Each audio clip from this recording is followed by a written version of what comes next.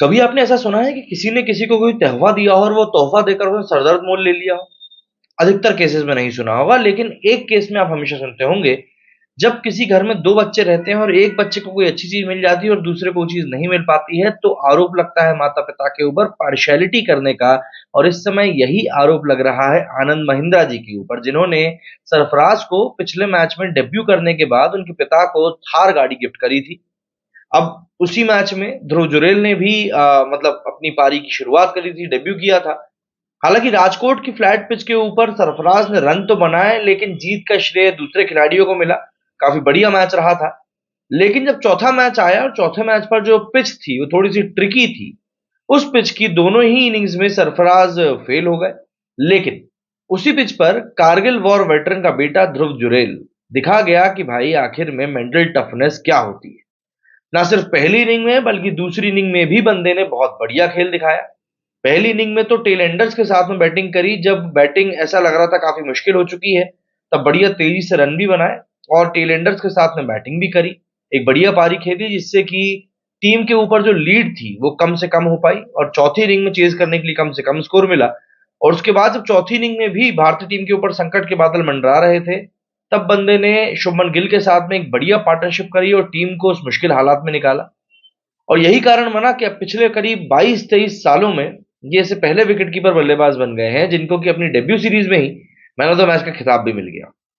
तो ऐसे में ध्रुव जुरैल ने मतलब वो चीज करके दिखाई है जो कि एक बैट्समैन के तौर पर हम लोग कहीं ना कहीं मिस कर रहे थे।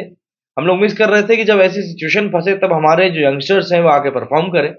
श्रेयस अय्यर से हम यही चीजें एक्सपेक्ट कर रहे थे, पर वो उनकी पीठ में दर्द हो गया भाई, 30 बॉल खेलने के बाद में दर्द होने लगता है उनको। लेकिन ध्रुव जुरैल ने यहाँ पर बिल्कुल सही सटीक तरीके से अपना मेटल प्रूव किया।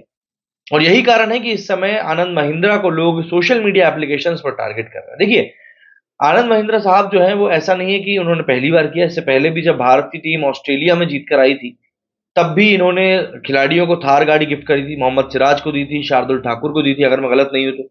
आई थिंक अजिंक्य रहाणे को भी दी थी, पर उसका मेरे को कंफर्म नहीं है, बट इन खिलाड़ियों को तो दी ही थी। इसके बाद अभी सरफराज के पिताजी को ये गाड़ी देने वाली बात निकल कर सामने आई।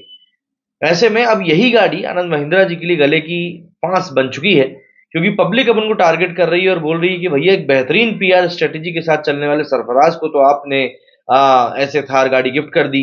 उसकी पूरी फैमिली को जो ब्रॉडकास्टर्स हैं क्रिकेट मैच के, उनकी तरफ से भी बेहतरीन कवरेज मिला। लेकिन वहीं उसी मैच में एक और डब्बी हुआ था जुरैल का, उसको लोग भूल गए। और अगले ही मैच में जुरैल ने बता दिया कि वो किस तरह का बैट्समैन है और क्या उसके अंदर का मेटल है।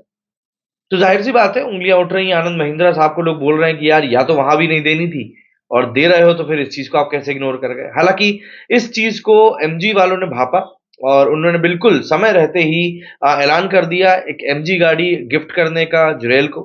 उन्होंने साफ तौर पर कहा कि भैया जैसे आप विकेट के पीछे विकेट कीपिंग करते हैं, वैसे ही हम चाहते हैं आप हमारी गाड़ी के स्टीयरिंग के पीछे भी हमको दिखाई दें। तो एमजी वालों ने यहाँ पर बिल्कुल सही तरीके से मार्केटिंग का रास्ता जो है खोज लिया। अब मार्केटिंग का रास्ता कह लीजिए या जुरैल के लिए गिफ्ट कह लीजिए, जो आपको ठीक लगे। लेकिन जुरैल को गाड़ी तो मिल गई, पर आनंद महिंद्रा जी के लिए सरदर्द इस समय ये बन गया कि भैया जो एक कहना चाहिए ना कि भाई ये तो आनंद जी का ही नीश है कि खिलाड़ियों को गाड़ी बांटेगा। नीरज चोपड़ा के टाइम पे भी हमने यही चीज देखी थी। तो वहीं पर अब एमजी हेक्टर वालों ने, एमजी गाड़ी बनाने वालों ने इस चीज को बिल्कुल भांपा और सिचुएशन को बिल्कुल समझते हुए उन्होंने ध्रुव जुरैल को गाड़ी गिफ्ट कर दी। जुरैल के वैसे भी सिक्के जो हैं इस समय बिल्कुल खनक रहे हैं। गावस्कर साहब ने भी तारीफ करते हुए कहा कि इसमें तो उनको अगला महेंद्र सिंह धोनी दिख रहा है, क्योंकि जिस मैच्योरिटी के साथ में जुरैल ने दोनों ही इनिंग्स में बैटिंग करी, सिर्फ बैटिंग नहीं बल्कि जिस तरीके से उन्होंने पूरी सिचुएशन को टैकल किया, चाहे वो टीलेंडर्स को लेकर साथ में चलने वाली बात हो या फिर गिल के साथ में 72 रन की छठे विकेट के लिए पार्टनरशिप हो, तो ये बताता है कि बंदा की मेंटल टफनेस क्या है और उसका मैच्योरिटी का लेवल क्या है। और सबसे बड़ी बात हुई गेम गेम अवेयरनेस क्या है, कि जब टीम को जैसे खेल की जरूरत थी उसने तब वैसा खेल दिखाया, फिर चाहे वो डिफेंसिव हो, अटैकिंग हो या फिर कैसा भी। तो इसीलिए जुरेल की इस समय हर तरफ तारीफें हो रही हैं। और ये गाड़ी वाली बात ऐसी है, आनंद महिंद्रा जी वैसे तो भेदभाव करते नहीं, कभी नहीं करते, क्योंकि हिंदू मुस्लिम का भी एंगल लोग घुसा रहे हैं। लेकिन फिर बात वही आ जाती है कि भाई आप दे रहे हो तो फिर दोनों को देते, क्योंकि दूसरे खिलाड़ी ने भी अच्छा ही खेल दिखाया और वाकई में मैच जिताऊ पारी खेली वहां पर। तो एक इस चीज को यहाँ पर जरूर कंसिडर किया जा सकता था। हालांकि सरफराज से कोई बुराई नहीं है, सरफराज को लेकर मैंने भी काफी बातें करी। बट देखिए, सरफराज का स्ट्रगल अलग था, ध्रुव जुरैल का स्ट्रगल अलग था। जहां सरफराज को उनके पिता का साथ था, जो कि क्रिकेट के बारे में अच्छी खासी नॉलेज रखते थे, इतना कि वो क्रिकेट के लिए है यूपी छोड़कर महाराष्ट्र भी शिफ्ट हो गए थे।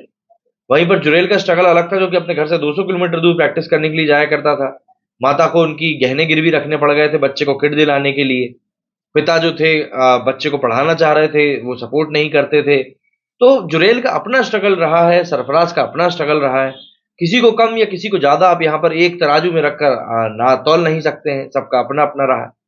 तो ऐसे में ही बस थोड़ा सा लोगों को दुख हुआ, क्योंकि जुरेल ने जिस तरीके का गेम दिखाया था, उसने वाकई में ना सिर्फ विकेट के पीछे से बल्कि बैटिंग में भी सबका दिल जीता था।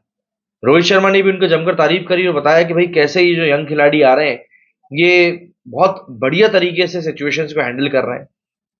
आप मुझे बताइए, आप लोगों को इस बारे में क्या कुछ कहना है। मेरे इस वीडियो में फिलहाल इतना ही। जय हिंद, जय भारत।